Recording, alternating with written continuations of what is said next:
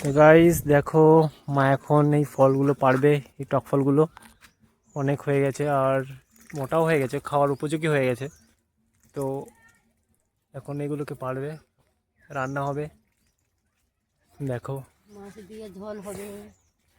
মা ছোট বাটি নিয়ে দেখছে কোনগুলো একটু মোটা হয়েছে, সেইগুলো পেড়ে নেবে। তো অনেক উপরে উপরে আছে, পারবে কি করে হাত দিয়ে, দেখো।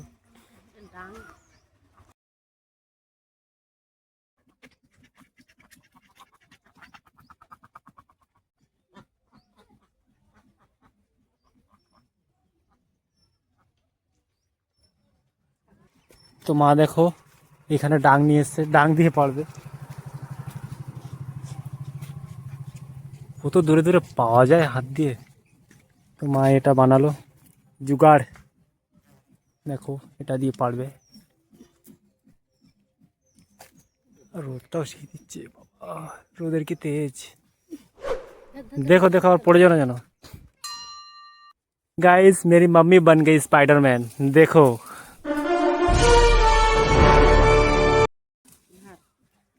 ধর ওইটা ধর। মা দেখো ঘেমে একেবারে কেমন বেশি টানলে আবার ভেঙে যাবে। কি কি তুই পার। তুমি পারো না, আমি ধরে গেছি। হ্যাঁ সব মোটা মোটা হয়ে গেছে না।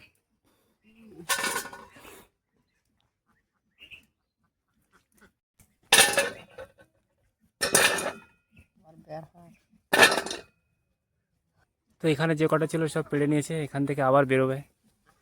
এটাকে ছেড়ে দিই।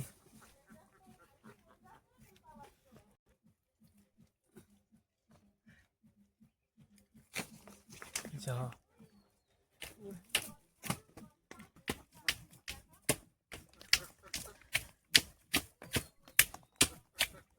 তো পুকুরের সাইডে চলে যাচ্ছে। এই ভাই যাস না যাস না।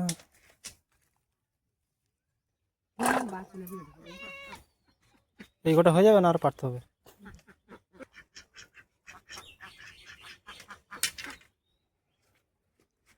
আর এমনিতেই বাচ্চাগুলো আসে, এসে একটা একটা করে পেড়ে খেয়ে নিয়ে চলে যায়। কি বলবো এদেরকে, গাছতলায় এসেই বলবে আমাকে একটা পেড়ে দাও দাদা।